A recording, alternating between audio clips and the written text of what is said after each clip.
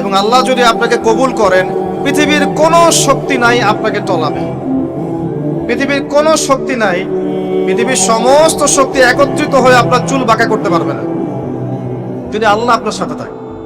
আর যদি আল্লাহ আপনার সাথে না থাকে, আইওয়াস শোডাউন দিয়ে কোনো লাভ হবে না, কেউ আপনাকে বাঁচাতে পারে। অতএব আল্লাহকে আপন করে নেন, যার যার হক তাকে তাকে দেন, নিজের হক আল্লাহর কাছে চেয়ে নেন, ইনশাআল্লাহ আপনি সুখে থাকবেন। এর আগে আল্লাহ পাক একা ছিলেন, আর কিচ্ছু ছিল না। হুয়াল আউয়াল ওয়াল আখির ওয়াজ যাহির ওয়াল বাতিন ওয়া হুয়া বিকুল্লি শাইইন আলিম, সূরা হাদীদ। আল্লাহ পাক একা ছিলেন, কোনো কিছু ছিল না, আল্লাহ একা ছিলেন। আবার কোনো কিছু যখন থাকবে না, আল্লাহ একা থাকবেন। কুল্লু মান আলাইহা ফান ওয়া ইয়াবকা ওয়াজহু রাব্বিকা যুল জালালি ওয়াল ইকরাম। এই বিষয়ে কোনো দ্বিমত আছে? এরপরে আল্লাহ পাক সৃষ্টি করেছেন আরশে আজিম। কি সৃষ্টি করেছেন? বিশাল আরশ, যার ছায়ায় আল্লাহ পাক কিয়ামতের মাঠে 7 শ্রেণীর মানুষকে ছায়া দিবেন। 7 শ্রেণী: 1, ন্যায়পরায়ণ বাদশা, যেটা এই বিশ্বে খুঁজে পাওয়াটা পূর্ণিমার চাঁদের মতো। 2, সেই যুবক যে তার পুরো যৌবনকাল আল্লাহর পথে ব্যয় করেছে। এটা সুযোগ আপনার সামনে আছে, আপনি লুফে নিতে পারেন, এই সুযোগটা আপনার সামনে আছে। 3,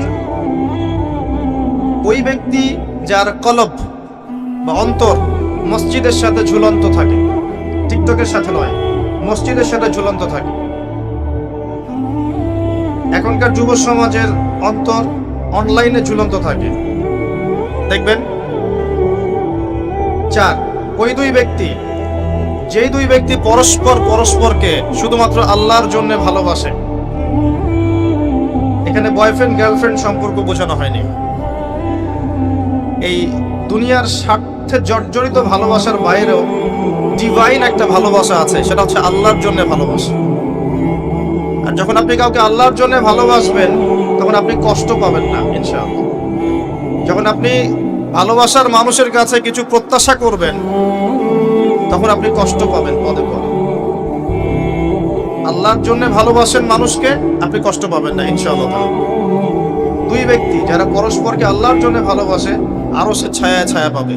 5, ওই যুবক যাকে কোনো সুন্দরী নারী আহ্বান করেছে জেনার জন্যে, কিন্তু সেই যুবক বলেছে আমি আল্লাহকে ভয় করি, যেটা এই জেনারেশনের মধ্যে খুঁজে পাওয়া দুষ্কর। বরং তারা উল্টা প্রত্যাশায় থাকে যে কখন কোনো মেয়ে আমাকে প্রপোজ করবে। তারা ইউসুফ নয় আলাইহিস সালাম। 6, ওই ব্যক্তি যার ডান হাত কি দান করছে, বাম হাত খবর রাখে না। ডান হাত কি দান করছে, বাম হাত খবর রাখে না। আমাদের মতো নয় যে অল্প কিছু দান করেই দানবীর টাইটেল লাগিয়ে মানুষের দুয়ারে দুয়ারে যাচ্ছি সাপোর্টের জন্য, এমন নয়। 7, ওই ব্যক্তি যে নীরবে নিভৃতে আল্লাহর কথা স্মরণ করে এবং আল্লাহর কথা স্মরণ করতে করতে তার চোখ দিয়ে অশ্রু প্রবাহিত হয়। এই 7 শ্রেণীর মানুষকে আল্লাহ রাব্বুল আলামিন তার ওই আরশের ছায়ায় কিয়ামতের মাঠে ছায়া দিবেন ইনশাআল্লাহ তাআলা। আমরা কি ছায়াটা পেতে চাই? অপশন আমাদের সামনে খোলা আছে। আমরা কিন্তু ওই যুবক হতে পারি, ওই 2 ব্যক্তি হতে পারি, ওই ব্যক্তি হতে পারি যে মসজিদের সাথে সম্পর্ক রাখে, গোপনে দান করতে পারি, রাতে নিভৃত আল্লাহর জন্য কাঁদতেও পারি না? সব সুযোগ আমাদের সামনে আছে। আল্লাহ চাইলে আপনি ন্যায়পরায়ণ বাদশাও হতে পারবেন ইনশাআল্লাহ, যদি আল্লাহ আপনার তাকদিরে লিখে রাখেন, এটাও সম্ভব। চলে আসেন আরশে আজিমের পরে আল্লাহ পাক সৃষ্টি করেছেন কলম, এবং কলম সৃষ্টি করে আল্লাহ পাক পুরো মহাবিশ্বের তাকদির লিখেছেন। পৃথিবীর শেষ দিন পর্যন্ত কি হবে না হবে, খুঁটিনাটি বিষয়, এত খুঁটিনাটি যে আল্লাহ পাকের ওই লিখার বাইরে পৃথিবীতেও কোনো আযাব গজব আসে না। যা লেখা আছে ওটাই আসবে। পৃথিবীতে যা আসছে, যে আযাব, যে বিপদ, যে বালা মুসিবত গুলো আসছে আসমানি এবং জমিনের, এগুলোও আল্লাহর কাছে লেখা আছে। সুবহানাল্লাহ। এমনকি এই পৃথিবীতে কতজন মানুষ এসেছে, চলে গেছে এবং আসবে, এই হিসেব আল্লাহর কাছে আছে। চিন্তা করতে পারেন, পৃথিবীতে কত মাখলুক আছে, হিসেব আল্লাহর কাছে আছে। এই মহাবিশ্বে কত গ্যালাক্সিজ আছে, গ্রহ নক্ষত্র আছে, আল্লাহর কাছে হিসেব আছে। পিঁপড়া কতটুকু আছে এই পৃথিবীতে, এটা আল্লাহ জানেন কতগুলো আছে। সমুদ্রের নিচে কি আছে আল্লাহ জানেন। প্রতিটা বিষয় মহাবিশ্বের লিখিত হয়ে গেছে। এখন যে আল্লাহর কাছে সব লিখিত আছে, সেই আল্লাহ কি আমার রিজিকের মালিক নন? তাহলে রিজিক নিয়ে এত টেনশন করার কি আছে ভাই? টেনশনে কিছু আছে? কার কাছে রিজিক? আল্লাহ লিখে রাখছেন না? ইনশাআল্লাহ এর বাইরে কিছু হবে না। অতএব এত দুশ্চিন্তার কিছু নাই, জীবনকে নিয়ে এত দুশ্চিন্তার কিছু নাই। জীবনটাকে কোরআন সুন্নাহর আলোকে এনজয় করেন। একটা বই আছে না, এনজয় ইওর লাইফ, ওটা পড়েছেন? কোরআন সুন্নাহকে দিয়ে জীবনকে এনজয় করা যায়। কোরআন এবং সুন্নাহর আনুগত্যের মধ্য দিয়ে আপনি জীবনকে উপভোগ করেন, টেনশন করার দরকার। মনে রাখবেন, আল্লাহ যদি আপনার সাথে থাকেন এবং আল্লাহ যদি আপনাকে কবুল করেন, পৃথিবীর কোনো শক্তি নাই আপনাকে টলাবে। পৃথিবীর কোনো শক্তি নাই, পৃথিবীর সমস্ত শক্তি একত্রিত হয়ে আপনার চুল বাঁকা করতে পারবে না, যদি আল্লাহ আপনার সাথে থাকে। আর যদি আল্লাহ আপনার সাথে না থাকে, আইওয়াস শোডাউন দিয়ে কোনো লাভ হবে না, কেউ আপনাকে বাঁচাতে পারবে। অতএব আল্লাহকে আপন করে নেন, যার যার হক তাকে তাকে দেন, নিজের হক আল্লাহর কাছে চেয়ে নেন, ইনশাআল্লাহ আপনি সুখে থাকবেন। তাকদীর আল্লাহ পাক লিখে ফেলেছেন। এরপরে আল্লাহ রাব্বুল আলামিন কি লিখেছেন? এরপরে আল্লাহ রাব্বুল আলামিন মহাবিশ্ব সৃষ্টি করেছেন 6 দিনে। কয় দিনে? কোরআনে দলিল আছে, হুয়াল্লাযী খালাকাস সামাওয়াতি ওয়াল আরদা ফি সিত্তাতি আইয়াম। তিনি সেই আল্লাহ যিনি আসমান সমূহ, একটা আসমান নয়, আসমান সমূহ মানে যতগুলো আসমান আছে, আর আমরা জানি 7টা আসমান আছে। কয়টা? 7টা মহাবিশ্ব আছে। এখন পর্যন্ত সায়েন্স যত কিছু আবিষ্কার করেছে, এগুলো প্রথম মহাবিশ্বের আবিষ্কার। দ্বিতীয়টাতে ওরা যেতেই পারেনি এখন পর্যন্ত, অতদূর পর্যন্ত স্পেসশিপ যেতেই পারবে না। কথা কি বুঝতে পারছেন? এটা প্রথম আসমানের বিষয়। এরকম আরো 6টা আসমান মহাবিশ্ব আল্লাহ পাক প্রস্তুত করেছেন। তারপরে আছে সিদরাতুল মুনতাহা, তার উপর একটা মহাসাগর আছে, তারপরে কুরসি, তার উপর আরশে আজিম। আর আরশে আজিমের উপরে আল্লাহ সুবহানাহু ওয়া তাআলা। এখানে একজন মানুষ ওই পর্যন্ত চলে গিয়েছিলেন, তিনি কে? মুহাম্মদুর রাসূলুল্লাহ সাল্লাল্লাহু আলাইহি ওয়াসাল্লাম। তার মর্যাদা আর বোঝার বাকি আছে? তো সবার প্রতি অনুরোধ থাকবে, সেই ব্যক্তি, সেই নবী মুহাম্মদ সাল্লাল্লাহু আলাইহি ওয়াসাল্লামের সুন্নাহ মাফিক জীবন যাপন করেন। আল্লাহ পাক তৌফিক দান করুন। এবং এই সুন্নাহটা জীবনের একটা ক্ষেত্রে মানলে হবে না, জীবনের সমস্ত ক্ষেত্রেই মানতে চেষ্টা করতে হবে। আল্লাহ পাক তৌফিক দান করুন। আল্লাহ রাব্বুল আলামিন এরপরে মহাবিশ্ব সৃষ্টি করে দীর্ঘদিন পর্যন্ত, অনন্তকাল বলবো না, দীর্ঘদিন পর্যন্ত মানুষ সৃষ্টি করেন নাই। জি, সূরা দাহরের প্রথম আয়াতে আল্লাহ পাক বলেছেন, হাল আতা আলাল ইনসান হিনু মিনাদ দাহরি লাম ইয়াকুন শাইআন মাযকুরা। মানুষের উপরে এমন একটা সময় চলে গেছে যে মানুষ কোনো আলোচ্য বিষয় ছিল না। মানে মানুষ সৃষ্টি করা হবে, এখন দুনিয়া যা হচ্ছে দেখতে পাচ্ছেন, আমরা কোনো টপিকই ছিলাম না, এত সময় চলে গেছে মহাবিশ্ব। এখন মনে হয় দুনিয়াটা আমাদের, তাই না? মানুষই সব, মানুষই এই দুনিয়ার পলিটিক্যাল মালিক, ইকোনমিক মালিক, সংস্কৃতির মালিক, পরিবার, ব্যক্তি, সমাজ, সবকিছুর মালিককে মালিক মনে হয় এখন মানুষকে। কিন্তু এমন একটা সময় ছিল যখন আল্লাহ বলছেন মানুষ সৃষ্টি হবে, এই বিষয়টা অনেক দূরের পথ ছিল। আল্লাহর জ্ঞানে ছিল, কিন্তু মহাবিশ্বে মানুষের অস্তিত্ব ছিল না। এই মহাবিশ্বেই মানুষের অস্তিত্ব ছিল না। আল্লাহ রাব্বুল আলামিন মহাবিশ্ব সৃষ্টি করেছেন কুন ফায়াকুন, হও হয়ে যাও। সূরা আম্বিয়ার 30 নম্বর আয়াতে আল্লাহ পাক বলেছেন, আওয়ালাম ইয়ারাল্লাযীনা কাফারু, কাফেররা কি লক্ষ্য করে দেখে না, আন্নাস সামাওয়াতি ওয়াল আরদা কানাতা রাতকান ফাফাতাকনাহুমা, কাফেররা কি লক্ষ্য করে দেখে না যে আসমান সমূহ এবং জমিন একটা বিন্দুর মধ্যে একত্রিত ছিল, আমি আল্লাহ এটাকে বিস্ফোরিত করে দিয়েছি, পৃথক করে দিয়েছি। এটা সায়েন্সের একটা থিওরির সাথে মেলে না। কোন থিওরি? তারা বলছে বিগ ব্যাং থেকে সব সৃষ্টি হয়েছে, আর আল্লাহ পাক বলছেন বিগ ব্যাং আমি ঘটিয়েছি। তাহলে চিন্তা যেখানে শেষ, আল্লাহ পাকের কুদরত সেখান থেকে কি শুরু। আমরা সীমাবদ্ধতা বুঝতে পারছি সায়েন্সের। আমি নিজেও সায়েন্সের ছাত্র, বাট আমি এটা স্বীকার করি সায়েন্স সবকিছুর সমাধান দিতে পারবে না। কারণ আপনি কমন একটা প্রশ্ন করেন যে রূহ কাকে বলে, সায়েন্সকে বলেন যে can you give us the definition of রূহ, আমাদেরকে রূহের সংজ্ঞা দিতে পারবেন? রূহটা কঠিন নাকি তরল, না বায়বীয় নাকি, আপনি কি ব্যাখ্যা করতে পারবেন? পারবেন না। সিম্পল। জিন জাতির ব্যাখ্যা দেন, ফেরেশতার ব্যাখ্যা দেন, কবরের আযাবের ব্যাখ্যা দেন, জান্নাত জাহান্নাম, হুর পরীর ব্যাখ্যা দেন। হুর পরী না, হুরুন আইন, ভুল হয়েছে, হুরুন আইন, মিজান, পুলসিরাত, এগুলোর ব্যাখ্যা দিতে পারবে? আমাদের আত্মাটারই তো ব্যাখ্যা দিতে পারছে না। ঘুম, স্বপ্নের ব্যাখ্যা দিতে পারবে? ঘুমন্ত অবস্থায় মানুষ হাসছে এবং কাঁদছে, কি জন্যে ব্যাখ্যা দিতে পারবে? স্বপ্ন দেখছে, কোত্থেকে স্বপ্ন আসছে, আর স্বপ্ন মাঝে মাঝে সত্য কেমন করে হচ্ছে, এর ব্যাখ্যা দিতে পারবে? স্বপ্ন সত্যি হয় না? শেষ জামানায় মুমিনদের স্বপ্ন বেশি বেশি সত্য হবে এমনও এসেছে হাদিসে। আখিরুজ জামানে মুমিনদের স্বপ্ন সত্যি হবে। নবী সাল্লাল্লাহু আলাইহি ওয়াসাল্লাম নবুয়তের আগে এমন স্বপ্ন দেখতেন সকালবেলা সত্য হয়ে যেত। নবুয়তের একটা অংশ স্বপ্ন, 36 ভাগের 1 ভাগ সত্য স্বপ্ন। যাই হোক, আমরা টপিকে চলে আসি। আল্লাহ রাব্বুল আলামিন বিগ ব্যাং দিয়ে মহাবিশ্ব সৃষ্টি করার পর সুদীর্ঘ কাল পর্যন্ত মানুষকে সৃষ্টি করেন নাই।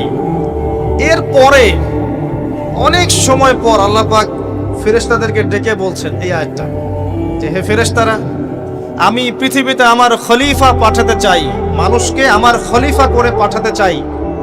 খলিফা কি জিনিস? যিনি কাপড় সেলাই করেন তিনি খলিফা? খলিফা কি জিনিস? খলিফার ডেফিনেশনটা শোনে না। আল্লাহ পাক আদম আলাইহিস সালাম ছাড়াও আরো একজন নবীর ব্যাপারে খলিফা শব্দ ব্যবহার করেছেন, তার নাম কি? শুকরান, কে বলেছেন? জাযাকাল্লাহ। দাউদ আলাইহিস সালাম, তার ব্যাপারে আল্লাহ পাক বলেছেন তিনি ছিলেন খলিফা। কোন সূরা? সূরা সাদ। কোন সূরা? সূরা সাদ।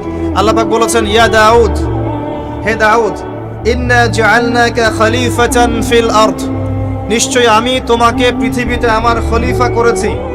সুলাইমান আলাইহিস সালামের সময় এত উন্নত সভ্যতা ছিল যেটা আর কখনো আসবে না, এবং তাকে এত ক্ষমতা দেওয়া হয়েছিল আল্লাহর পক্ষ থেকে, যার কথা নবী সাল্লাল্লাহু আলাইহি ওয়াসাল্লাম স্মরণ করে বলেছিলেন যে একটা জিন আমাকে সালাতের মধ্যে ডিস্টার্ব দিচ্ছিল, আমি ভাবলাম জিনটাকে ধরে বেঁধে রাখবো। এটা আমাদের নবীজি বলছেন, একটা জিন আমাকে নামাজে ডিস্টার্ব করছিল, আমি ভাবলাম জিনটাকে ধরে খুঁটির সাথে বেঁধে রাখি। তখন আমার সুলাইমানের কথা মনে পড়লো, আমার ভাই সুলাইমানের কথা মনে পড়লো। সুলাইমান আলাইহিস সালামকে আল্লাহ পাক এই ক্ষমতা দিয়েছিলেন, আর সুলাইমান আলাইহিস সালাম আল্লাহর কাছে দোয়া করেছিলেন, আল্লাহ আমাকে যে ক্ষমতা দিয়েছো এরপরে আর কাউকে দিও না, দোয়া করেছিলেন। আমার সুলাইমানের কথা মনে পড়লো, আমি জিনটাকে ছেড়ে দিলাম, বাদলাম। আমাদের নবী মুহাম্মদ সাল্লাল্লাহু আলাইহি ওয়াসাল্লাম মানুষের সম্মান বুঝতেন। আমাদের নবী মুহাম্মদ সাল্লাল্লাহু আলাইহি ওয়াসাল্লাম অন্যের সম্মান বুঝতেন, আর আমরা তার উম্মাহ অন্যের সম্মান নষ্ট করতে পারলে আমাদের ভাত হজম হয়। অন্যের সম্মান নষ্ট না করা পর্যন্ত ভাত হজম হবে না। আর মুহাম্মদ সাল্লাল্লাহু আলাইহি ওয়াসাল্লাম অন্যের সম্মান বুঝতেন। আসেন, সুলাইমান আলাইহিস সালাম এবং দাউদ আলাইহিস সালাম এই জেরুজালেম থেকে বিশ্ব শাসন করেছিলেন। আর জেরুজালেম চিনেন তো আপনারা? কোন দিকে? চায়নার দিকে, রাশিয়ার দিকে, নাকি আমেরিকার দিকে? আচ্ছা, ওইদিকে আমরা পরে আসবো ইনশাআল্লাহ। সভ্যতার সংকটের শেষের দিকে আমরা ওইদিকে আসবো ইনশাআল্লাহ। এবার আসেন, দাউদ আলাইহিস সালামকে আল্লাহ পাক বলছেন তোমাকে খলিফা করেছি পৃথিবীতে, তোমার কাজ কি? ফাহকুম বাইনান নাস বিল হক, হে দাউদ তোমার কাজ হচ্ছে মানুষের মাঝে ন্যায় বিচার করা, মানুষের মাঝে ন্যায় বিচার করা, হকের মানদণ্ডে বিচার করা। হকটা কি? এর উত্তরও কোরআন আপনাকে দিবে। কোরআনের চেয়ে কি আমি ভালো উত্তর দিতে পারবো? কোনটা হক, কোনটা বাতিল, কোনটা ন্যায়, কোনটা অন্যায়, আমি কি বেশি বুঝি না আল্লাহ বেশি বোঝেন? কোথায় স্পষ্ট করা আছে, আমার মস্তিষ্কে না কোরআনে? কোরআনে সূরা কাহাফ খোলেন, আল্লাহ পাক বলেছেন ওয়াকুলিল হাক্কু মির রাব্বিকুম, হে নবী আপনি বলে দিন সত্য সেটাই যা তোমার রবের পক্ষ থেকে নাযিল হয়। আর কিছু বলার দরকার আছে? ফামান শাআ ফালইউমিন, যার ইচ্ছা হয় সে স্বীকার করুক, ঈমান নিয়ে আসুক। ওয়ামান শাআ ফালইয়াকফুর, যার ইচ্ছা হয় অস্বীকার করুক। ইন্না আ'তাদনা লিয-যালিমিনা নারান, অস্বীকারী জালেমদের জন্য আমি জাহান্নামের আগুন প্রস্তুত করে রেখেছি। বাস, আর কিছু বলার প্রয়োজন আছে? সূরা বাকারা আল্লাহ বলেছেন আল হাক্কু মির রাব্বিক ফালা তাকুনান্না মিনাল মুমতারিন, হক তোমার রবের পক্ষ থেকে আসে, তুমি সন্দেহবাদীদের অন্তর্ভুক্ত হও না। আসলে এটা হক কিনা, এই যুগে চলে কিনা, এই সন্দেহের অন্তর্ভুক্ত হয়েও না। ইসলাম চির নতুন, চির প্রাচীন, চির আধুনিক, প্রত্যেকটা যুগের জন্য, শুধুমাত্র একটা যুগের জন্য নয়, এবং শুধু মুসলিমদের জন্য নয়, সবার জন্যই। কোরআন এবং সুন্নাহ শুধু আমাদের সম্পত্তি নয়, পুরো মানব জাতির সম্পত্তি। এখানে সবার হেদায়েত আছে, হোক সে হিন্দু ভাই বা খ্রিস্টান ভাই বা বুদ্ধিস্ট বা জিউস, যেই হোক না কেন, সবার হেদায়েত এখানে আছে। আসেন, আল্লাহ পাক কোরআনকে হক বলছেন। এটাও বলে রাখি, যখন তাওরাত নাজিল হয়েছিল তখন তাওরাত হক ছিল, তখন ওটাই ছিল হক। যখন জাবুর নাজিল হয়েছে, জাবুরই হক ছিল। যখন ইনজিল নাজিল হয়েছে, ইনজিলই হক ছিল। যখন থেকে কোরআন নাজিল হয়েছে, এখান থেকে নিয়ে কিয়ামত পর্যন্ত হকের কি অন্য কোনো মানদণ্ড আছে? এটা মানতে কোনো আপত্তি আছে? হ্যাঁ, এখন কোনো কিছু যদি কোরআন সুন্নাহর সাথে মিলে যায়, মানতে আমাদের কোনো আপত্তি নাই। কেউ একটা মতবাদ দিয়েছে, একটা দর্শন দিয়েছে, একটা সায়েন্টিফিক থট দিয়েছে, যেটা কোরআনের সাথে মিলে গেছে, হাদিসের সাথে মিলে গেছে, মানতে আমাদের কোনো আপত্তি নাই। আমরা চোখ বন্ধ করে মানবো, ইনশাআল্লাহ, কোনো সমস্যা নেই। কিন্তু যে কোনো ব্যক্তি বা যে কোনো সংগঠন, যে কোনো সমাজ, যে কোনো সভ্যতা, কেউ যদি এমন কোনো কথা বলে, এমন কোনো দর্শন দেয়, এমন কোনো মতবাদ দেয় যেটা কোরআনের সাথে মিলছে না, সাংঘর্ষিক, হাদিসের সাথে মিলছে না, সাংঘর্ষিক, আপনি কি মানতে বাধ্য? এটা না মানাটাই আপনার ঈমানের পরিচয়। তো আল্লাহ পাক দাউদ আলাইহিস সালামকে বলছেন, তুমি এই হকের মানদণ্ডে বিচার ফয়সালা করো। ওয়ালা তাত্তাবিউল হাওয়া, নিজের প্রবৃত্তির অনুসরণ করো না। প্রবৃত্তি মানে নিজের মন গড়া বিষয়ের অনুসরণ করো না। ইউদিল্লুকা আন সাবিলিল্লাহ, তাহলে এটা তোমাকে আল্লাহর রাস্তা থেকে সরিয়ে দিবে। নিশ্চয়ই যারা প্রবৃত্তির অনুসরণ করেছে তারা আল্লাহর পথ থেকে সরে গেছে। এই কারণে বিমা নাসু ইয়াউমাল হিসাব, তারা হিসাবের দিনটা ভুলে গেছে। আমি কি বুঝাতে পারছি ভাই? তাহলে আল্লাহ পাক খলিফার ফাংশন দিলেন। খলিফার কাজ কি তাহলে? খলিফার কাজ হচ্ছে আল্লাহর পক্ষ থেকে আসা সত্যের মানদণ্ডে মানুষের মাঝখানে ফয়সালা করা। আমার কথা ক্লিয়ার? পরিবেশ পরিস্থিতি যদি অনুকূলে না থাকে, সে করবে না, তার ক্ষমতা নাই। লা ইউকাল্লিফুল্লাহু নাফসান ইল্লা ওয়াসআহা। কিন্তু আকীদা রাখতে কি কোনো সমস্যা আছে যে এটাই চূড়ান্ত সত্য? আমি তো আগেই বলেছি, এই যুগে সারেন্ডার করতে হবে। আপনি 100% ইসলাম ফলো করতে পারবেন না। 100% ইসলাম ফলো করা এই যুগে আমার মতে পসিবল না, ইল্লা মাশাআল্লাহ। তো আল্লাহ পাক যদি কিছু মানুষকে বাছাই করে তৌফিক দেন, সেটা আল্লাহ পাকের নিজস্ব ব্যাপার, ইখতিয়ার, স্বাধীনতা। আসেন, আল্লাহ রাব্বুল আলামিন এখানে খলিফার ফাংশন বললেন, এবং আদম আলাইহিস সালামকে এই খলিফা করে পৃথিবীতে পাঠালেন। সভ্যতা শুরু হলো। সভ্যতার শুরু রোমকদের দ্বারা হয় নাই, সভ্যতার শুরু পশ্চিমাদের দ্বারা হয়নি, সভ্যতার শুরু হয়েছে নবীদের দ্বারা। সর্বপ্রথম সভ্যতার ধারক বাহক হচ্ছেন আদম আলাইহিস সালাম, যাকে আল্লাহ পাক খলিফা করে পৃথিবীতে পাঠিয়েছেন। যে বা যারা পৃথিবীতে আল্লাহর বিধান অনুযায়ী চলছে, তারা আল্লাহর খলিফা। কথা বুঝতে পারছেন? আর যারা পৃথিবীতে আল্লাহর বিধান অনুযায়ী চলছে না, তারা আল্লাহর খলিফা নয়, তারা শয়তানের খলিফা। এবার আসেন, আদম আলাইহিস সালামকে সৃষ্টি করার পরেই কি পৃথিবীতে পাঠানো হয়েছে? না, আগে কি করা হয়েছে? আগে জ্ঞান শিক্ষা দেওয়া হয়েছে। শুরু থেকেই জ্ঞান আছে, আর এই জ্ঞান সৃষ্টিগতভাবে আমাদের মধ্যে ছিল না, আল্লাহ পাক শিখিয়েছেন। তাহলে সভ্যতা এগিয়ে যাবে কিভাবে? জ্ঞান চর্চার মধ্য দিয়ে। বুঝতে পারছেন? আগে জ্ঞান। এখনো যদি আপনি একটা সুন্দর সভ্যতা চান, জ্ঞান চর্চা, এছাড়া কোনো অপশন নাই। জ্ঞান এর চর্চা, প্রচার, সভ্যতা, সমাজ সুন্দর হবে ইনশাআল্লাহ। এরপর কি হলো? সভ্যতা এগিয়ে গেল কিভাবে? তার বুকের হাড় থেকে হাওয়া আলাইহিস সালাম, এই যে সভ্যতার একটা অংশ, মহিলাদেরকে ছাড়া কি আপনি সমাজ চিন্তা করতে পারবেন? তারা আমাদের মধ্য থেকেই সৃষ্টি, এবং বাঁকা হাড় থেকে। জোরে চাপ দিতে যায় না, ভেঙে যাবে। জোরে চাপ দিতে যায় না, ভেঙে যাবে। বাস্তব অভিজ্ঞতা থেকেই বলছি। আর ছেড়ে দিলে আবার ওইভাবেই থেকে যাবে। এজন্য উত্তম নসিহতের মধ্য দিয়ে একটু মানায় টানায় চলতে হবে আর কি। দুনিয়ার জীবনে সবকিছু 100% মনের মতো হবে না, একটু মানায় নিয়ে চলতে হবে। কারণ আমি নিজেও সাহাবী নই, দেখবেন আমার স্ত্রীও মহিলা সাহাবী নন, আপনিও সাহাবী নন, আপনার স্ত্রীও মহিলা সাহাবী নন। তাই ওই হিসাব কিতাব করে লাভ নাই। আমরা সবাই অপরাধী, সবার মাঝে ল্যাকিংস আছে। এই জন্য সবার উচিত সবার ভুলগুলোকে ক্ষমা করে দুনিয়ার জীবনটা হৃদ্যতা ভালোবাসার সাথে কাটানো, তাহলে পরিবার ঠিক থাকবে ইনশাআল্লাহ। এরপরে কি পরীক্ষা? কিসের পরীক্ষা? এই গাছের কাছে যেও না। কোন গাছ? এই প্রশ্নের দরকার নাই তো আমার, কোন গাছ? যে গাছই হোক, এই গাছের কাছে যেও না। তার আগে আল্লাহ পাক বলে দিলেন আদম আসো। ফেরেশতাদেরকে ডাকলেন, আদম তুমি এই নামগুলো বলে দাও। তিনি সব নাম বলে দিলেন। ফেরেশতাদেরকে আগে জিজ্ঞাসা করেছিলেন তোমরা বলে দাও, তারা বলেছে লা ইলমা লানা ইল্লা মা আল্লামতানা। এখানে জ্ঞানের মধ্য দিয়ে আল্লাহ পাক আদম আলাইহিস সালামকে সম্মানিত করলেন। জ্ঞান, সম্মান, নবী, সভ্যতার সূচক। আমার কথা কি বুঝতে পারছেন? এরপরে ইবলিস, সবাই সেজদা করলো। আদম জ্ঞানে জয়ী হয়েছে, তোমরা সবাই তাকে সেজদা করো। আল্লাহ পাক আদম আলাইহিস সালামকে বড় করলেন, কারণ তিনি তাকে ভালোবাসেন। আল্লাহ পাক আমাদেরকে ভালোবাসেন, বাসেন না? আল্লাহ পাক আমাদেরকে প্রচন্ড ভালোবাসেন।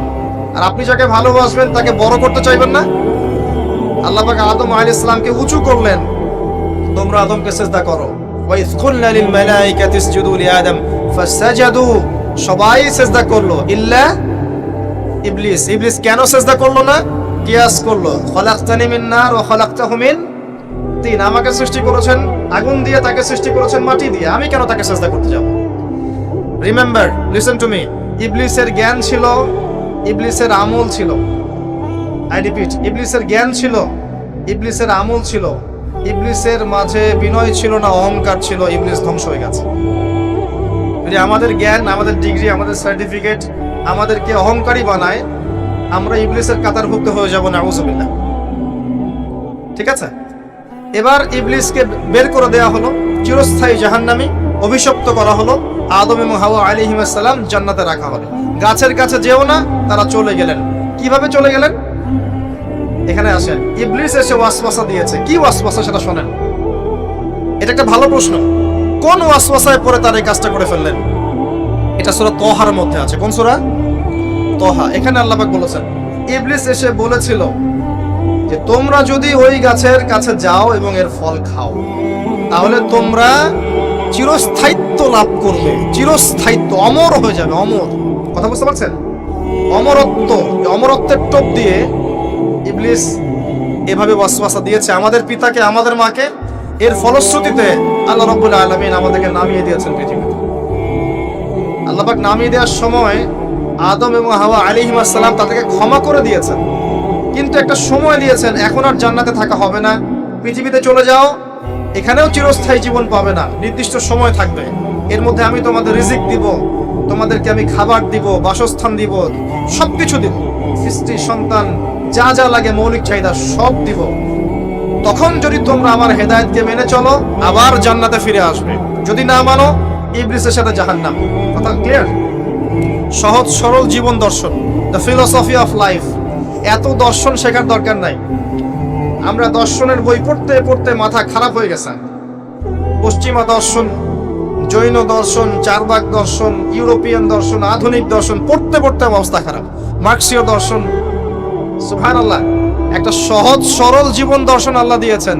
সূরা বাকারার আয়াত নাম্বার 38 এবং 39, দুইটা আয়াত।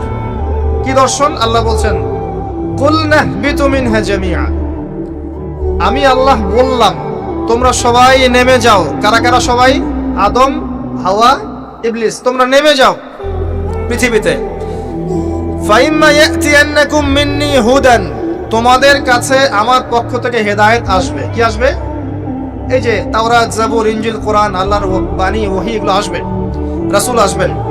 ফামান তাবিআ হুদায়া ফালা খাউফুন আলাইহিম ওয়ালা হুম ইয়াহজানুন। যে বা যারাই আমার এই হেদায়েতকে মেনে চলবে, তাদের বিন্দু মাত্র ভয় নাই, কোনো টেনশন নাই, কোনো ভাবনা নাই। ইনশাআল্লাহ আবার জান্নাতে ফিরে আসবে ইনশাআল্লাহ। সুসংবাদ। ঠিক আছে? তারপরের আয়াত আল্লাহ পাক বলেন, ওয়াল্লাযীনা কাফারু ওয়া কাযযাবু বিআয়াতিনা। কিন্তু যারা আমার আয়াতকে মিথ্যা প্রতিপন্ন করবে এবং অস্বীকার করবে, কুফরি করবে, ফাউলাইকা আসহাবুন নার, এরা হবে জাহান্নামের অধিবাসী। কার সাথে? ইবলিসের সাথে। হুম ফিহা খালিদুন, তারা সেখানে চিরস্থায়ী হবে। সহজ সরল জীবন দর্শন, দ্য ফিলোসফি অফ লাইফ। মানলেই শান্তি, না মানলেই অশান্তি।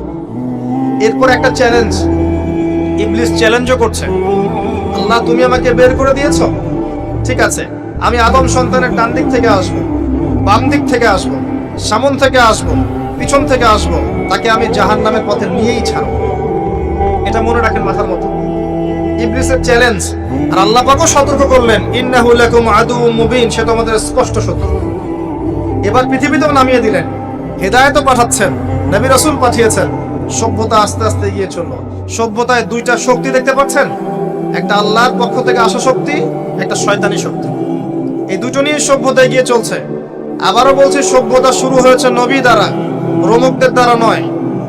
সভ্যতা শুরু হয়েছে নবী দ্বারা। মানুষ আগে গাছের ছাল পাতা পরে থাকতো না। সূরা আরাফে আল্লাহ পাক বলেছেন, আমি মানুষের জন্য, আদম হাওয়া আলাইহিস সালাম তাদের জন্য লেবাস পাঠিয়েছি, পোশাক পাঠিয়েছি। আমি লেবাস নাজিল করেছি উপর থেকে। লোহার খনি দেখেছেন? লোহার খনি কেউ কি বিশ্বাস করবে যে লোহা মহাকাশ থেকে পৃথিবীতে এসে পড়েছে? ওয়ানজালনাল হাদিদ, আল্লাহ পাক বলছে আমি হাদিদ নাজিল করেছি। কোরআন নাজিল করা বোঝেন? কোরআন নাজিল মানে কি? আল্লাহর উপর থেকে কোরআন আসেনি? জিবরাইল আলাইহিস সালাম কোরআন নিয়ে আসছেন না নিচে মুহাম্মদ সাল্লাল্লাহু আলাইহি ওয়াসাল্লামের কাছে? এই যে কোরআন নাজিল হচ্ছে, আনজালা। আল্লাহ পাক এই কথা বলছেন যে লোহা আমি নাজিল করেছি। লোহার একটা অণু আপনি তৈরি করতে পারবেন পৃথিবীতে ল্যাবে বসে? সুবহানাল্লাহ। আল্লাহ পাক নাজিল করেছে। ঠিক একই ভাবে আল্লাহ পাক পোশাক নাজিল করেছিলেন আদম এবং হাওয়া আলাইহিস সালাম তাদের জন্য। তারা গাছের ছালপাতা পরে ঘোরাফেরা করতেন না, বোগাস কথাবার্তা শেখায় মানুষ। এবং কৃষিকাজ, আপনার প্রযুক্তি, আপনার পরিবার গঠন, সন্তান প্রতিপালন, একজন মানুষের জীবন যাপনের জন্য যত কিছু প্রয়োজন, সব জ্ঞান আল্লাহ পাক আদম আলাইহিস সালামকে শিক্ষা দিয়েছিলেন। দুনিয়াতে আসার পরে যখন যেটা প্রয়োজন হয়েছে, ওহী নাজিল হয়েছে, জিবরাইল আলাইহিস সালাম তাকে শিখিয়ে দিয়েছে। মানুষ গুহার মধ্যে ছবি এঁকে থাকতো, আর এরা বলছে আদম আলাইহিস সালাম বানর থেকে হয়েছেন। নাউযুবিল্লাহ, সুবহানাল্লাহ। এটা যারা বিশ্বাস করে তারা সরাসরি কোরআনের সাথে কুফরি করছে, স্পষ্ট কাফের। আদম আলাইহিস সালাম আল্লাহ পাক তাকে হাত দিয়ে সৃষ্টি করেছেন, নিজের হাতে সৃষ্টি করেছেন। তিনি বানর থেকে মানুষ হননি। হ্যাঁ, যারা এই মতবাদটা দিয়েছে ওরা বানর থেকে মানুষ হতে পারে, আমরা হই না। বরং সূরা বাকারা আপনি উল্টা চিত্র দেখতে পারবেন।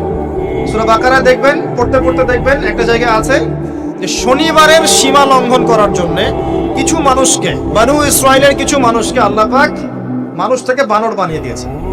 আছে না দলিল? তাহলে এটার প্রমাণ পাওয়া যাচ্ছে। সুবহানাল্লাহ। আসেন, সভ্যতা এগিয়ে চললো।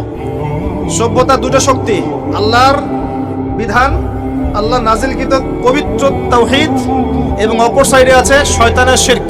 কথা কি বুঝতে পারছেন? দিন দিন এগিয়ে চলতে লাগলো। প্রথম কি ক্রাইমটা হলো পৃথিবীতে? সভ্যতার প্রথম ক্রাইম হয়েছে হাবিল কাবিল। কে কাকে হত্যা করেছে? কাবিল হাবিলকে হত্যা করেছে। কি কারণে? ঈর্ষা।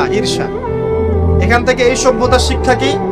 শিক্ষা হচ্ছে এটাই, আজকের দিনেও যদি আমরা হাবিল আর কাবিলের মতো, কাবিল যেমন করে ঈর্ষা পরায়ণ হয়ে হাবিলকে হত্যা করেছে, এই ঈর্ষা ত্যাগ না করতে পারি, তাহলে এই উম্মার তাকদিরে খারাপই আছে।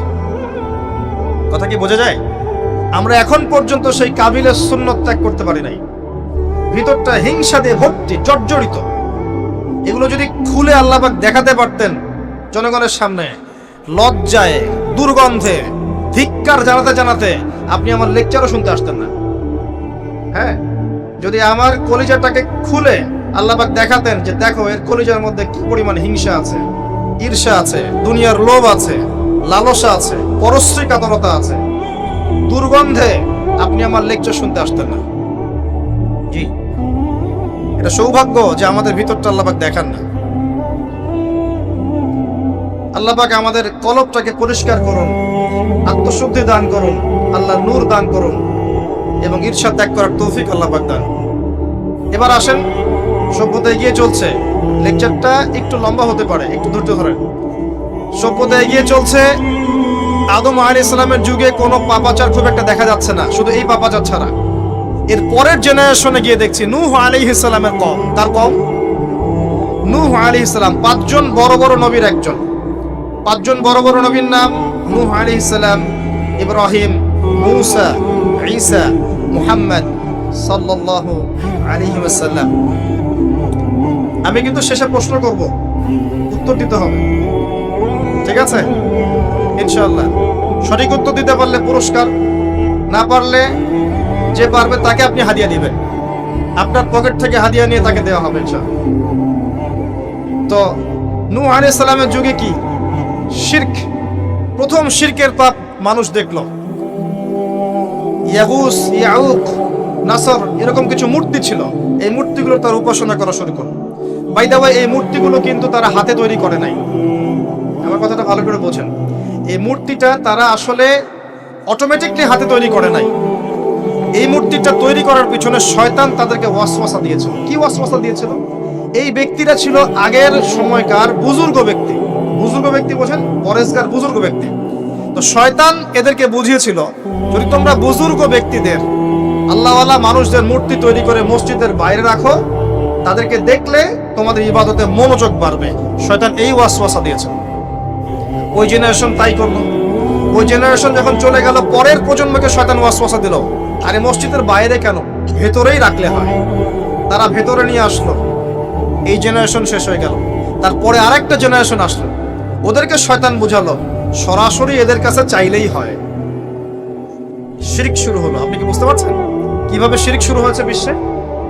এবার নূহ আলাইহিস সালাম 950 বছর তার কওমকে দাওয়াত দিলেন, শিরক ছেড়ে দাও, শিরক ছেড়ে দাও। কত বছর? 9টা শতাব্দী, 9.5 শতাব্দী তিনি তার উম্মাহকে দাওয়াত দিলেন, শিরক ছেড়ে দাও। তার স্ত্রী পর্যন্ত তার কথা শুনলো না, তার ছেলেও তার কথা শুনলো না। দাওয়াতটা কেমন ছিল? আমাদের মতো এই যে লাক্সারিয়াস বসে বসে দাওয়াত দেয় এমন নয়। দাওয়াতটা এমন ছিল, নূহ আলাইহিস সালাম নিজেই বলছেন, ইন্নী দাআউতু কওমি লাইলা ওয়া নাহার। আল্লাহ, আমি আমার কওমকে দিন রাত দাওয়াত দিয়েছি, দিন রাত 24 ঘন্টা। ওয়ালাম ইয়াজিদহুম দুআই ইল্লা ফিরারা। আমার দাওয়াত শুনে মানুষ খালি পালিয়েই গেছে, পালিয়েই গেছে। এরকম করে দাওয়াত দিয়েছেন, এমন ভাবে দাওয়াত দিয়েছেন, শেষে সমাজের মানুষ শুনছে না, পরিবারের লোকও কথা শুনছে না। তখন হাত উঁচু করে বলছেন, রব্বি আন্নী মাগলুবুন ফান্তাসির। আল্লাহ, আমি পরাজিত, আমাকে সাহায্য কর। তখন আল্লাহ পাক প্লাবন পাঠালেন, ধ্বংস হয়ে গেল জালেম। আর যারা মুমিন তাদেরকে আল্লাহ পাক উদ্ধার করলেন কিস্তিতে করে। সভ্যতার সংকট বুঝতে পারছেন? সভ্যতার সংকট মানে হচ্ছে শিরক। যখন সভ্যতায় শিরক এসেছে, আল্লাহ পাক তাওহীদ পন্থীদেরকে বাঁচিয়েছেন, মুশরিকদেরকে ধ্বংস করে দিয়েছেন। এবং এই মুশরিকদেরকে আল্লাহ পাক পরকালেও জাহান্নামের আগুনে জ্বালাবেন, আর তাওহীদ পন্থীদেরকে আল্লাহ পাক পরকালে জান্নাত দিবেন ইনশাআল্লাহ। এই সভ্যতা এগিয়ে যাচ্ছে, এরপরে আরো এগিয়ে গেল। সব তো বলার সময় নাই, কয়েকটা বলছে। এগিয়ে যেতে যেতে একটা কওম আসলো, একটা সভ্যতা আসলো, যারা এত শক্তিশালী, ফিজিক্যাল স্ট্রাকচার এত লম্বা চওড়া, মানে এক একজন তাল গাছের সমান সমান লম্বা মানুষ, আদম সন্তান। পাহাড় কেটে কেটে বাড়ি নির্মাণ করে। এবং তাদের এই সভ্যতা সম্পর্কে আল্লাহ পাক বলেছেন যে লাম ইউখলাক মিসলুহা ফিল বিলাদ। এমন সভ্যতা পৃথিবীতে সৃষ্টি করা হয়নি, এত উচ্চ মানের সভ্যতা ছিল। এদের নাম ছিল আদ জাতি। আদ কি নাম? তাদের নবী ছিলেন হুদ আলাইহিস সালাম। কি নাম? হুদ আলাইহিস সালাম। তিনি দাওয়াত দিলেন একই স্টাইলে, আল্লাহর ইবাদত করো, আমার আনুগত্য করো, শিরিক করো না, ইত্যাদি ইত্যাদি। কওম তার কথা শুনলো না। অল্প কিছু মানুষ শুনলো, তাদেরকে তিনি সাথে নিয়ে চলে গেলেন। আল্লাহ পাক জালেমদেরকে ধ্বংস করে দিলেন। একই সুন্নাহ। কিভাবে ধ্বংস করলেন? ঝঞ্ঝা বায়ু দিয়ে, এমন বাতাস, যে বাতাসে পুরো কওম উড়ে চলে গেল খেজুর গাছের মতো, খেজুর গাছের ডালের মতো পড়ে থাকলো। যারা বলতো মান আশাদ্দু মিন্না কুওয়া, আমাদের যে শক্তিশালী আর কে আছে, আল্লাহ পাক ওদেরকে বাতাস দিয়ে উড়িয়ে শেষ করে দিলেন। সুবহানাল্লাহ। এরপরে আরেকটা সভ্যতা আসলো, যার নাম সামুদ। তাদের নবীর নাম সালেহ আলাইহিস সালাম। তারাও আদ জাতির ভাই, ওরাও ফিজিক্যালি অনেক স্ট্রং ছিল। একইভাবে নবী দাওয়াত দিলেন, তারা কবুল করলো না। আল্লাহ পাক ওই মুমিনদেরকে উদ্ধার করলেন, বাকিদেরকে বজ্রপাত দিয়ে ধ্বংস করে দিলেন। কি দিয়ে ধ্বংস করলেন? বজ্রপাত। বজ্রপাতের প্রচন্ড শব্দে কর্ণগোর ফেটে গেল। তারা তাদের ঘরের সামনেই পড়ে থাকলো। এটা একটা কম ছিল, যেই কমটাকে বলা হয়েছিল যে সময় আছে তোমাদের সামনে, তোমরা চাইলে তওবা করে ফিরে আসতে পারো অথবা 3 দিন ভোগবিলাস করতে পারো, ধ্বংস আসবে, আযাব আসবে। ওরা বলেছিল বরং আমরা 3 দিন ভোগবিলাস করে নেব। কোন সম্প্রদায়ের সাথে এই আকীদাটা মিলছে? বর্তমান যুগের কোন সভ্যতার সাথে এই আদর্শটা মিলছে? কথা কি বুঝতে পারেন? কারা শিখায় মানুষকে খাও দাও ফুর্তি করো, খাও দাও ফুর্তি করো, কালকের কি চিন্তা, আজকেই বেঁচে নাও? কারা শিখায়? এই যে সালেহ আলাইহিস সালামের কওম এমন ছিল, তওবা করে ফিরে আসো। ওরা বলছে না, 3 দিন সময় আছে, খেয়ে নিয়ে ফুর্তি করে নেব। জেনা, মদ, খাওয়া দাওয়া সব চললো। তৃতীয় দিন সকালবেলা ফজরের সময় বিকট শব্দে ওদের কর্ণগুহর আল্লাহ ফাটিয়ে দিলেন এবং ঘরের সামনে চিৎপটাং হয়ে পড়ে থাকলো, কম শেষ, ডিস্ট্রয়। এখনো হিজাজ অঞ্চলে তাদের ধ্বংসাবশেষ দেখা যায়, অনলাইনে সার্চ করে দেখেন। সভ্যতা এগিয়ে চললো। আপনি কি সভ্যতার এগিয়ে যাওয়ার মধ্যে মিল পাচ্ছেন? কোনো একটা কমন জিনিস পাচ্ছেন? প্রত্যেক সভ্যতা আল্লাহ পাক ওহী নাযিল করেছেন, রাসূল পাঠিয়েছেন, আনুগত্যের দিকে আহ্বান করেছেন। যারা করে নাই ধ্বংস, যারা করেছে সফল। সভ্যতার সংকট। সভ্যতা এগিয়ে যেতে যেতে একটা কওম আসলো, যার নাম হচ্ছে শুআয়ব, কওমে মাদিয়ান। কি নাম? কওমে মাদিয়ান। শুআয়ব আলাইহিস সালামের কওম। শুআয়ব আলাইহিস সালাম একজন নবী ছিলেন, যিনি তার মেয়েকে মূসা আলাইহিস সালামের সাথে বিয়ে দিয়েছিলেন। ওদিকে আমরা আসছি ইনশাআল্লাহ। শুআয়ব আলাইহিস সালামের কওমের অপরাধ ছিল, এরা মাপে কম দিত এবং ডাকাতি করত। কি করত? ডাকাতি। আমরাও কিন্তু কম করি না ডাকাতি। এখন আমরা নেক্সট সুরতেও ডাকাতি করি, বৎসুরতেও ডাকাতি করি, করি না? অনেকে তো কোটটাই পরে ডাকাতি করে, কোটটাই পরে বড় বড় মাপের ডাকাতি করে। কারণ আপনি কোটটাই পরলে তো ধরতে পারবেন না কলার, কিছু বলতে পারবেন না। সব ক্ষেত্রে এগুলো চলছে। স্যুট বুট পরে বসে থাকবো সুদী ব্যাংকে, মানুষের রক্ত চুষে খাচ্ছে। অনেক সময় দেখা যায় দিনের লেবাস পরেও আমরা জনগণের টাকা পয়সা লুটে খাই। হ্যাঁ, তো যে ডাকাতি করতো শুআয়ব আলাইহিস সালামের কওম, এবং তারা মাপে কম দিত। রমজান মাসে একটা অনুরোধ করবো, আল্লাহর ওয়াস্তে কৃত্রিম সংকট তৈরি করে মানুষকে কষ্ট দিয়েন না, বরং এই মাসে আপনি দাম আরো কমিয়ে দেন, আল্লাহ আপনার রিজিকে বারাকা দিবেন। মানুষকে খাওয়ান, বেশি বেশি ইফতার করান, বেশি বেশি ইফতার করান, সমাজ কল্যাণমূলক কাজ করেন, আল্লাহ রহম করবে ইনশাআল্লাহ। আল্লাহর ওয়াস্তে এই মাসটাকে কোটিপতি হওয়ার সুযোগ মনে করেন না, এটা আপনার ক্ষমা পাওয়ার মাস। আল্লাহ পাক বোঝার তৌফিক দান করুন তাদেরকে। তারপরেও কিছু মানুষ থাকবে, লাহুম কুলুবুন লা ইয়াফকাহুনা বিহা, যাদের কলব আছে উপলব্ধি করে না, ওয়া লাহুম আযানুন লা ইয়াসমাউনা বিহা ওয়া লাহুম আ'য়ুনুন লা ইবসিরুনা বিহা, কান আছে শুনে না, চোখ আছে দেখবে না। উলাইকা কাল আনআম, এরাই জন্তু জানোয়ারের মতো। বাল হুম আদাল, বরং তার চেয়ে ওরা নিকৃষ্ট। বাল হুম আদাল, বরং তার চাইতেও নিকৃষ্ট। উলাইকা হুমুল গাফিলুন, এরা গাফিল সম্প্রদায়। আসেন, মাপে কম দেওয়া, ডাকাতি করার কারণে আল্লাহ পাক কি করলেন? আল্লাহ পাক এই মাদিয়ান জাতি ইতিহাসে প্রথমবার, সভ্যতায় প্রথমবার এই মাদিয়ান জাতিকে আল্লাহ পাক ভূমিকম্প দিয়ে ধ্বংস করেছেন। ভূমিকম্প দিয়ে আল্লাহ পাক ধ্বংস করেছেন ওয়ার্ল্ড হিস্ট্রিতে প্রথম এই মাদিয়ান কওমকে। আর এই ভূমিকম্প আখিরুজ জামানেও আসবে, বড় বড় 3টা, একটা পূর্ব দিকে, একটা পশ্চিমে, আর একটা বিশ্বের মাঝখানে। অপেক্ষা করতে থাকেন এবং প্রস্তুতি গ্রহণ করতে থাকেন, সামনে আসবে ইনশাআল্লাহ আযজা ওয়া জাল। কারো ঠেকানোর ক্ষমতা নাই, বিকজ এটা হাদিসে লেখা আছে, কিছু করার নাই। একটা কাজই করার আছে, পরকালের ফিকির করা আর মৃত্যুর প্রস্তুতি গ্রহণ করা। আসেন, এরপর কি হলো? সভ্যতা এগিয়ে চললো, নবী মূসা আলাইহিস সালামের কওম আসলো। বনু ইসরাইলের ঘটনা আপনারা জানেন। এর আগে একটা স্কিপ করে গেছে, ওইদিকে আসছি। এর আগে ইব্রাহিম আলাইহিস সালাম ছিলেন, মনে আছে? ওই যে নমরুদ, ইব্রাহিম আলাইহিস সালাম বাবা তার আহ্বানে সাড়া দিচ্ছে না, বাড়ির থেকে চলে গেলেন। স্ত্রী সারা কিনে চলে গেলেন প্যালেস্টাইন, সেখানে থাকা শুরু করলেন। পরে হাজারা আলাইহিস সালামকে বিয়ে করলেন, সেখান থেকে আবার মক্কা, সেখানে সন্তানকে জবাই করার ফিতনা, পরীক্ষা, সফল হলেন, প্রত্যেকটা ক্ষেত্রে সফল হলেন। আল্লাহ রাব্বুল আলামিন তাকে বলেছেন যে ইব্রাহিম একাই একটা উম্মাহ। আল্লাহ পাক তাকে অগ্নি পরীক্ষা নিলেন, অগ্নি পরীক্ষাতেও তিনি পাশ করলেন। নমরুদকে আল্লাহ পাক ধ্বংস করলেন, ইব্রাহিমকে বিজয়ী করলেন। বলেন সুবহানাল্লাহ। সভ্যতার একই চিত্র। এবার মূসা আলাইহিস সালামের সময় আপনি গিয়ে দেখবেন, ফেরাউনকে আল্লাহ পাক দলবল সহ ডুবিয়ে মারলেন। মুসা আলাইহিস সালাম বনী ইসরাইলকে আল্লাহ পাক উদ্ধার করলেন। একই চিত্র। সভ্যতার সংকট, বুঝতে পারছেন? সভ্যতার সংকটের মধ্যে যখনই আপনি দেখবেন শিরক আছে, আল্লাহর অবাধ্যতা আছে, নবীর আনুগত্য নাই, ধ্বংস। যখনই তাওহীদ আছে, সুন্নত আছে, হালাল আছে, নবীর আনুগত্য আছে, সাফল্য। সভ্যতা আরো এগিয়ে গেল। দেখবেন দাউদ আলাইহিস সালামের যুগ আসলো, তিনি জেরুজালেম থেকে ওয়ার্ল্ড শাসন করা শুরু করলেন। সুলাইমান আলাইহিস সালামের সময় আসলো, তিনি আরো বড় পরিসরে শাসন করা শুরু করলেন। এদিকে ইউসুফ আলাইহিস সালামের সময় এসেছিল, যিনি মিশরে রাজত্ব করেছিলেন। ইয়াকুব আলাইহিস সালামের সময় এসেছিল। ইদ্রিস আলাইহিস সালামের যুগ এসেছিল।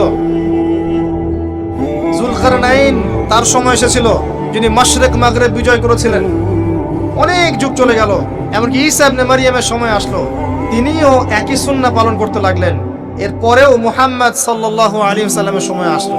এখান থেকে আপনি একটু বৈজ্ঞানিক কবুল করতে লাগলো এবং ইসলামের প্রচার প্রসার বাড়তে লাগলো। যত প্রচার বাড়তে লাগলো, কাফের মুশরিকদের নির্যাতন তত বেশি বাড়তে লাগলো। এত নির্যাতন বাড়তে লাগলো, এক পর্যায়ে মক্কা থেকে আবিসিনিয়ায় হিজরত করতে হলো, হাবাশা, ইথিওপিয়ায়।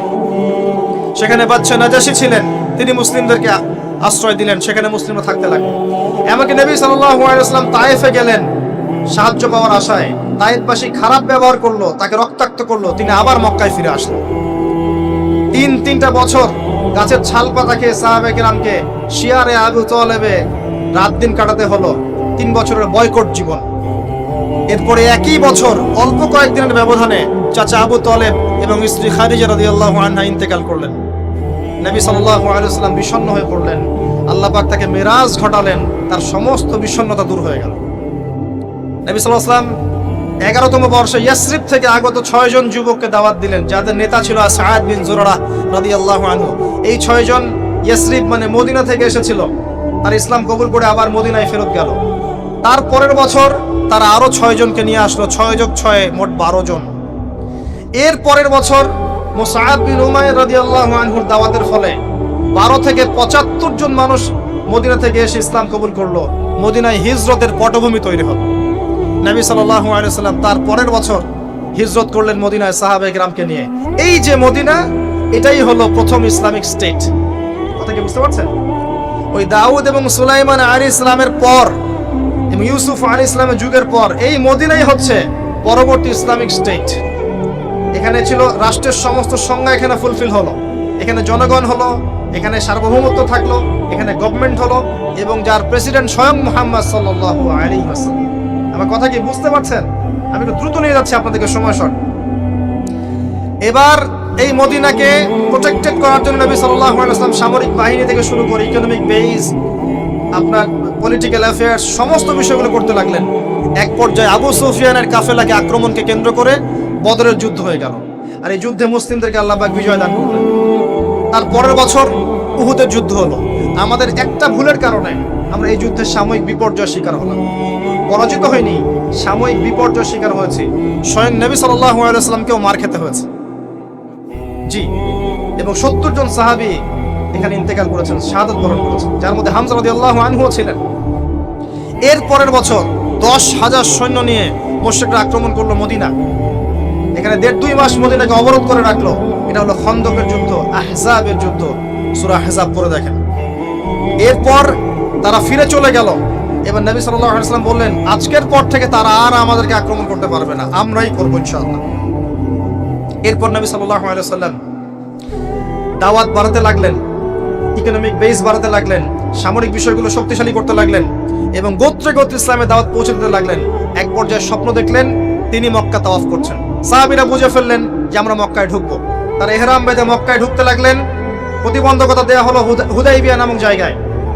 হুদাইবিয়া নামক জায়গায় খালিদ বিন ওয়ালিদ, যিনি তখন ইসলাম কবুল করেননি রাদিয়াল্লাহু আনহু, তিনি মুসলিমদেরকে ঠেকিয়ে দিলেন, যাওয়া হবে না। এর ফলশ্রুতিতে এখানে চুক্তি হলো, যেটাকে আমরা হুদাইবিয়ার সন্ধি বলে থাকি। চুক্তির প্রতিটা দফায় বাইরের চোখ দিয়ে মনে হয় যে আমাদের প্রতিকূলে যাচ্ছে, কিন্তু আদতে এগুলো আমাদের অনুকূলে ছিল। কি দফা? 10 বছর আমরা যুদ্ধ করব না, ওকে ডান।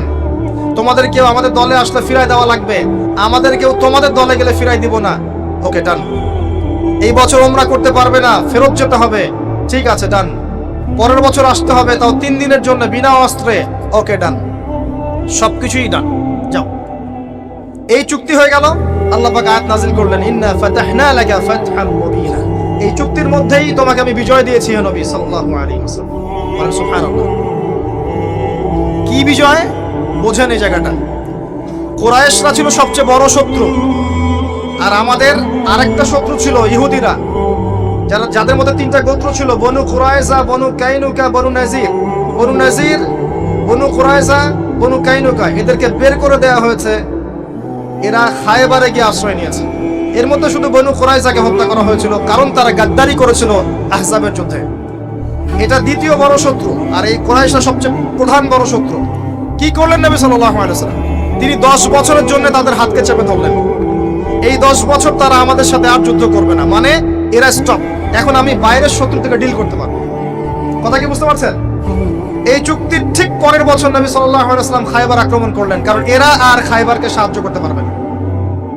What a leader, what a personality, মানে কি ব্যক্তিত্ব, কি নেতা, কি বিচক্ষণতা, চিন্তা করেন। 10 বছর বন্ধ করে দিলাম, তোমার সাথে আমার কোনো লড়াই নাই, এবং তুমি আমাদের কোনো শত্রুকে হেল্প করতে পারবে না। ওকে, ডান, ডিল হয়ে গেল। এবার যেহেতু বড় শত্রুর হাত চেপে ধরা হয়েছে, এখন ছোট ছোট শত্রুগুলোকে দিনে সাইজ করা শুরু করলো। একটা একটা করে ধরে সবগুলোকে সাইজ, পরে বড়টারও কলার চেপে ধরলো। কি ডিপ্লোমেসি! আমরা খালি এখন মিষ্টি খাওয়া সুন্নত জানি, আমরা এখন জিওপলিটিক্যাল ডিপ্লোম্যাটিক সুন্নাত জানি না। জি, চিন্তা করে দেখ, এই জায়গাটা খুব ভালো করে বুঝবেন। খায়বার বিজয়ের পর থেকে নিয়ে মুসলিমদের আর্থসামাজিক অবস্থা আরো বাড়তে লাগলো, প্রচুর সম্পদ গনিমত বাড়তে লাগলো, এবং পররাষ্ট্রনীতি অ্যাপ্লাই করা হলো। রোমক সম্রাটকে দাওয়াত দেওয়া হচ্ছে, মিশরের বাদশাকে দাওয়াত দেওয়া হচ্ছে, পারস্যে দাওয়াত দেওয়া হচ্ছে। আস্তে আস্তে সারা বিশ্বে ইসলামের দাওয়াত ছড়িয়ে পড়ল। এক পর্যায়ে মাত্র এই চুক্তির 3-4-5 বছর পরেই, এই চুক্তির 10 বছর যায় নাই, 3 বা 4 বছর পরেই, 3-4 4.5 এরকম বছর পরেই বিনা যুদ্ধে বিশাল সেনাবাহিনীকে নিয়ে নবী সাল্লাল্লাহু আলাইহি ওয়াসাল্লাম মক্কা আক্রমণ করলেন। মক্কা বিজয়। কোন মক্কা? যেই মক্কায় আগে শিরিক ছিল, এখন শিরিক নাই। যেই মক্কায় সুদ ছিল, এখন সুদ নাই। যেই মক্কায় নারীকে জীবন্ত কবর দেওয়া হয়েছে, নারীর কোনো অবমাননা নাই। যেই মক্কার মধ্যে মাদকের সয়লাভ ছিল, কোনো সয়লাভ নাই। যে মক্কায় গোত্রীয় হানাহানি কাটাকাটি ছিল, এখন কিচ্ছু নাই, সবাই ভাই ভাই। এই মক্কা, জাহেলিয়াতের মক্কাকে আল্লাহ রাসূল সাল্লাল্লাহু আলাইহি ওয়াসাল্লাম 23 বছরের ব্যবধানে একেবারে টোটাল ইসলামিক পরিবেশে পরিণত করলেন। সেই আল্লাহ কি মরে গেছেন? সেই নবীর আদর্শ কি মরে গেছে? আল্লাহ নাজিল করা সেই কিতাব কি উঠে গেছে পৃথিবী থেকে? তাহলে ওই জাহেলি সমাজকে যদি পরিবর্তন করা যায়, আমাদের জাহেলিয়াতকে পরিবর্তন করা সম্ভব না? এই বিশ্বের জাহেলিয়াত পরিবর্তন করা সম্ভব নয়। আমরা করতে পারি না পারি, আল্লাহ পাক এমন প্রজন্ম আনবেন, দেখে নিন তারা করে দেখাবে ইনশাআল্লাহ। যখন আল মাহদি আসবেন, ঈসা ইবনে মারইয়াম আসবেন, তখন জাহিলিয়াতের রেশ মাত্র থাকবে না ইনশাআল্লাহ। ইনশাআল্লাহু আযজা ওয়া জাল। এর আগ পর্যন্ত কঠিন সময় আছে। ওই কঠিন সময় যাওয়ার আগে আরেকটু পথ পাড়ি দাও আপনাদেরকে। মুহাম্মদ সাল্লাল্লাহু আলাইহি ওয়াসাল্লাম এই যে মক্কা ইসলামিক পুরো একটা এনভায়রনমেন্ট প্রতিষ্ঠা করলেন, এরপর কি এটা থেমে গিয়েছিল? এরপর আবু বকর সিদ্দিক রাদিয়াল্লাহু আনহু এসেছেন, তিনিও সেই খেলাফার দায়িত্ব পালন করেছেন।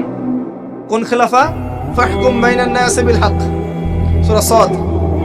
তারপরে এসেছেন ওমর ইবনে খাত্তাব, আরো 10 বছর, তখন মুসলিমরা অর্ধ বিশ্ব শাসন করেছে। এরপরে এসেছেন উসমান রাদিয়াল্লাহু আনহু, মুসলিমরা আরো বড় বিশ্ব শাসন করেছে। তারপরে এসেছে আলী রাদিয়াল্লাহু আনহুর যুগ, তখন মুসলিমরা অভ্যন্তরীণ কিছু ক্রন্দলে লিপ্ত হয়ে গিয়েছিল। এখানে মুসলিমদের শক্তিটা কিছুটা কমে যায়। আলী রাদিয়াল্লাহু আনহুকে হত্যা করা হয়েছিল, তাকে চোরাগুপ্ত হামলা চালিয়ে হত্যা করা হয়েছে, ঠিক যেমন ওমর রাদিয়াল্লাহু আনহুকে হত্যা করা হয়েছিল। এরপর কি হয়েছে? এরপর মুসলিমদের মাঝে আস্তে আস্তে ফিতনা বাড়তে শুরু করেছে।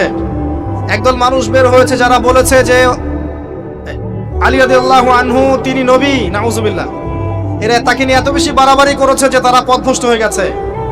আরেকদল লোক বের হয়েছে, এরা বলেছে কবিরা গুনাহগার ব্যক্তি হলেই কাফের, একে হত্যা করা লাগবে, এরা হয়ে গেছে খারেজি। আরেকদল লোক বের হয়েছে, এরা বলে তাকদীর বলতে কিচ্ছু নাই। আরেকদল লোক বের হয়েছে যারা বলে যে মানুষের কর্মের কোনো স্বাধীনতা নাই। আরেকদল বের হয়েছে যুক্তি দিয়ে প্রমাণিত হলেই কোরআন সুন্নাহ মানবো, না হলে মানবো না। এরকম করে শিয়া, খারেজি, মুতাজিলা, মুরজিয়া, জাহমিয়া, জাবারিয়া, কাদারিয়া, কত যে দল বের হয়েছে। আস্তে আস্তে আস্তে আস্তে উম্মাত বিভক্ত হতে শুরু করেছে। এই সময়ে ইমামগণ আবির্ভূত হয়েছিলেন, মুহাদ্দিসগণ আবির্ভূত হয়েছিলেন, তারা সংস্কারধর্মী কাজ অব্যাহত রেখেছিলেন। এভাবে আস্তে আস্তে মাযহাবগুলো গড়ে উঠেছে, হাদিসের কিতাবগুলো আমরা পেয়েছি, সভ্যতা এগিয়ে গেছে। আগাতে আগাতে এক পর্যায়ে উমাইয়ারা শাসন নিয়েছে। উমাইয়ারা প্রায় 132 বছর এই উম্মাকে লিড দিয়েছিল। তখন ইসলামী খেলাফা একটা শেল ছিল, একটা শেল, যদিও তারা ভিতর থেকে ফাসেক হয়ে গিয়েছিল, কিন্তু একটা শেল ছিল 132 বছরের মতো। ইসলাম এগিয়ে গেছে, সভ্যতা এগিয়ে গেছে। সভ্যতা রোমকরা দিয়েছে, সভ্যতা মুসলিমরা দিয়েছে, সভ্যতা এগিয়ে গেছে। এরপরে আব্বাসীয় খেলাফত এসেছে প্রায় 500-550 বছর। 550 বছর তারা পৃথিবী শাসন করেছে। আব্বাসীয়দের সময় মুসলিমদের ভিড় যখন দুর্বল হয়ে যায়, তখন মঙ্গোলিয়ানরা আব্বাসীয়দেরকে আক্রমণ করেছিল এবং 40 দিনের ব্যবধানে 20 লাখ মুসলিমকে হত্যা করেছিল। যখনই আল্লাহ পাকের ওই সুন্নাহ, যখনই মুসলিমরাও, অমুসলিমরা তো আছেই, মুসলিমরাও যদি আল্লাহর বিধান থেকে সরে গিয়েছে, আল্লাহ পাক ওদেরকেও সরিয়ে দিয়েছেন, নতুন সম্প্রদায় নিয়ে এসেছে। এটাই সভ্যতার সংকট। আমার কথাটা ভালো করে বোঝেন, অমুসলিমদের কথা বাদ দেন। মুসলিমরা যখন দায়িত্ব পেয়েছে মুহাম্মদ সাল্লাল্লাহু আলাইহি ওয়াসাল্লামের সময় থেকে নিয়ে, তখন মুসলিমরাও যদি আল্লাহ এবং তার রাসূলের অবাধ্যতা করেছে, আল্লাহ পাক মুসলিমদেরকেও সরিয়ে দিয়েছেন, অন্য নতুন প্রজন্মকে নিয়ে এসেছেন। এটা আল্লাহর সুন্নাহ, মনে রাখবেন।